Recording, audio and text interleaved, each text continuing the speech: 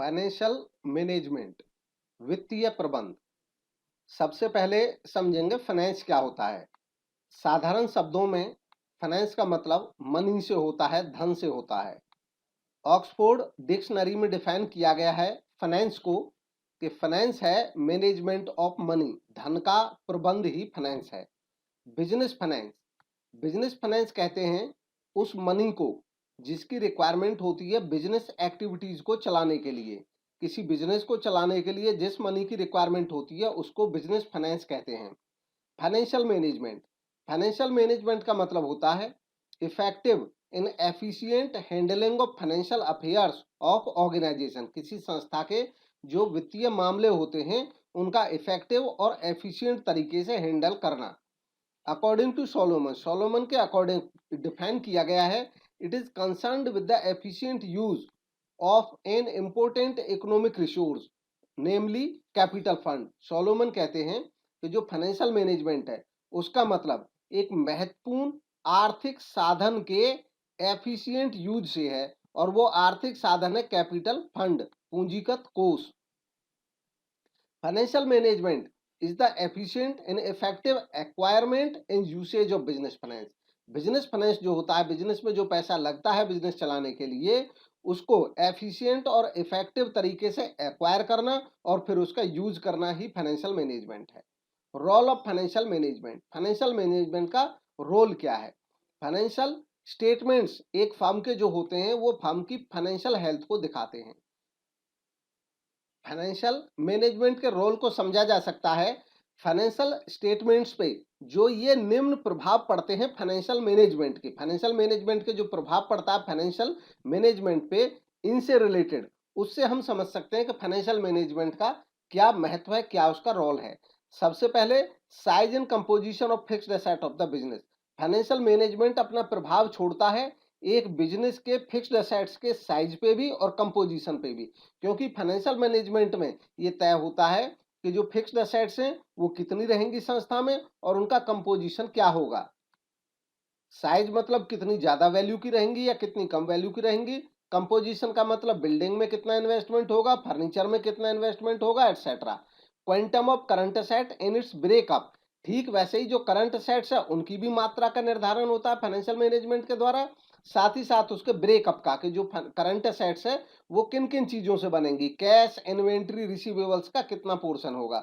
Amount of long term debt and short term funds to be used, संस्था में जो date use किया जाएगा वो लॉन्ग टर्म कितना होगा, शॉर्ट टर्म कितना होगा, यह भी फाइनेंशियल मैनेजमेंट में निर्धारित होता है। Breakup of long term financing, जो लॉन्ग टर्म फाइनेंसिंग होती है, लंबी अवधि के लिए जो फाइनेंस प्राप्त करते हैं, उनमें भी उनका ब्रेकअप में भी योगदान होता है फाइनेंशियल मैनेजमेंट का। ब्रेकअप का मतलब कि जो लॉन्ग टर्म फाइनेंस हम ले रहे हैं वो उसमें डेट का कितना योगदान होगा, इक्विटी का कितना योगदान होगा, एटसेट्रा।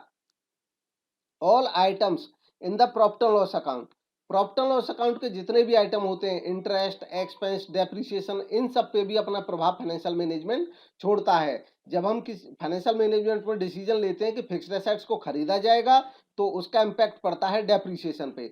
जब हम फिक्स्ड एसेट्स खरीदते हैं तो अगर लोन लेकर खरीदते हैं तो उसका इंटरेस्ट पे असर पड़ता है, अगर हम किराए पे लेते हैं फिक्स्ड एसेट तो एक्सपेंस पे असर पड़ता है। तो इस तरह P&L के जो आइटम है उनको भी फाइनेंशियल मैनेजमेंट प्रभावित करता है। इससे फाइनेंशियल मैनेजमेंट के रोल को समझा जा सकता है। नेक्स्ट है, it may be understood that overall financial health of A business is determined by the quality of its financial management. इसको समझा जा सकता है आसानी से कि जो ओवरऑल फाइनेंशियल हेल्थ होता है किसी बिजनेस का, वास्तव में वो डिटरमाइन होता है फाइनेंशियल मैनेजमेंट की क्वालिटी के आधार पे, कितना क्वालिटी का काम फाइनेंशियल मैनेजमेंट के द्वारा किया जा रहा है। Objectives of financial management, financial management के उद्देश्य क्या हैं। इसके उद्देश्य हो सकते हैं प्रॉफिट मैक्सिमाइजेशन, वेल्थ मैक्सिमाइजेशन, लाभ का अधिकतमीकरण और संपदा का अधिकतमीकरण। Main objectives of financial management, financial management का मुख्य ऑब्जेक्टिव क्या, मुख्य उद्देश्य क्या है। जो मुख्य उद्देश्य है फाइनेंशियल मैनेजमेंट का वो माना जाता है maximisation of shareholder wealth, यानी कि जो शेयर होल्डर्स हैं उनकी वेल्थ में वृद्धि करना।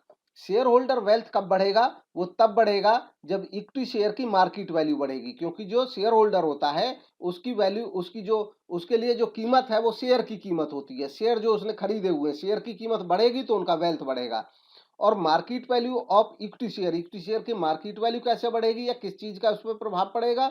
उस पर प्रभाव पड़ता है फाइनेंशियल डिसीजंस जो मैनेजमेंट के द्वारा लिए जाते हैं, उनका प्रभाव पड़ता है। अच्छे फाइनेंशियल डिसीजन होंगे तो शेयर की वैल्यू बढ़ेगी, जिससे शेयर होल्डर का वेल्थ बढ़ेगा। Other objectives of financial management के बाकी ऑब्जेक्टिव्स क्या हैं? बाकी ऑब्जेक्टिव्स में है ensure regular and adequate supply of fund, पर्याप्त मात्रा में फंड मिलते रहे, रेगुलर तौर पे मिलते रहें। एडिकेट रिटर्न्स मिले, शेयर होल्डर्स को पर्याप्त रिटर्न मिले। इंश्योर ऑप्टिमम फंड यूटिलाइजेशन, जो फंड है संस्था के पास उनका सर्वोत्तम तरीके से यूज हो। सेफ्टी ऑफ इन्वेस्टमेंट को सुनिश्चित करना।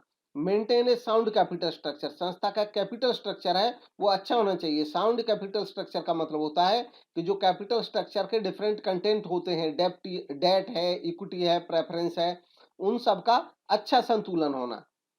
फाइनेंशियल डिसीजंस, अब फाइनेंशियल डिसीजन कौन कौन से होते हैं? फाइनेंशियल डिसीजन को तीन हिस्सों में बांट सकते हैं: financial decision, investing decision, dividend decision. Financial decision तो हर एक डिसीजन जिसमें फाइनेंस से रिलेटेड हमें डिसीजन लेना होता है। अब उसमें फाइनेंशियल डिसीजन कौन से होते हैं? जिनमें हम ये तय करते हैं कि फाइनेंस का सोर्स क्या होगा। इन्वेस्टिंग डिसीजन कौन से होते हैं? जिनमें हम ये तय करते हैं फाइनेंस का यूज क्या होगा। और डिविडेंड डिसीजन होता है जिसमें हम अपने प्रॉफिट्स जो फर्म को हो जाते हैं उनका एप्रोप्रिएशन कैसे होगा, बंटवारा कैसे होगा, इसको कहते हैं डिविडेंड डिसीजन। सबसे पहले इन्वेस्टमेंट डिसीजन। इन्वेस्टमेंट डिसीजन जो होता है ये रिलेटेड होता है फंड्स में इन्वेस्टमेंट करने से। संस्था की जो एसेट होती हैं उनमें फंड्स का यूज होता है, उससे रिलेटेड डिसीजन को इन्वेस्टमेंट डिसीजन कहते हैं। Decision for investment in fixed asset, जब फिक्स्ड एसेट में इन्वेस्ट करते हैं तो उसके डिसीजन को कहते हैं लॉन्ग टर्म इन्वेस्टमेंट डिसीजन। और जब करंट एसेट्स में इन्वेस्टमेंट करते हैं तो इसको कहते हैं short term investment decision. Long term investment decision को कैपिटल बजटिंग डिसीजन भी कहते हैं और शॉर्ट टर्म इन्वेस्टमेंट डिसीजन को वर्किंग कैपिटल मैनेजमेंट डिसीजन भी कहते हैं। Factors affecting investment decision, investment decision को कौन कौन से फैक्टर प्रभावित करते हैं?